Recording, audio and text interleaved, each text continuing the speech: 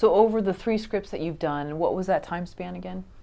Well, I've written 4. 4. The first 3 were probably a year and a half or a year and 4 months. Yeah. And where have you seen your growth as a writer? Like what have you seen that you've really honed in on? Maybe you got notes, you received notes on them, like, you know, RB, can you change this, or this character falls flat here, and then you've really fleshed it out. Structure a little bit. Certainly from the first script to the second script, there was a big jump in structure. And I think that in refining the structure. And I think that what caused that was, with the first script, I had what I thought was a good idea, but I didn't have the follow through the whole way. Like, I was like, well, I'm going to find the story in the middle. I had the ending, which changed.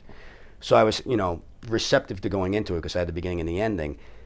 But I really didn't. I allowed myself too much room kind of in the middle. So the story meandered and characters kind of came and went and things of that nature. With the next script, I didn't really outline in the traditional sense. I didn't go this scene that, or have, index cards or anything of that nature. But what I did was, I kind of laid out my characters and said, here's how they're going to grow. Because here's my beginning and here's my ending, and here's how they're going to kind of get from here to here, okay? And I'm going to allow myself some room to go, but not so much, And I wrote that script very, very quickly because of that. Like, I had the story, and it flowed more freely from me.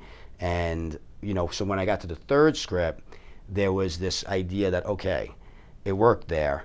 This is a completely different story, and there were 2 totally different stories from second to third. But I kind of get what works for me now. Like, and, I kind of get what keeps me from wandering off too far, And I think that was one of the biggest differences, for sure.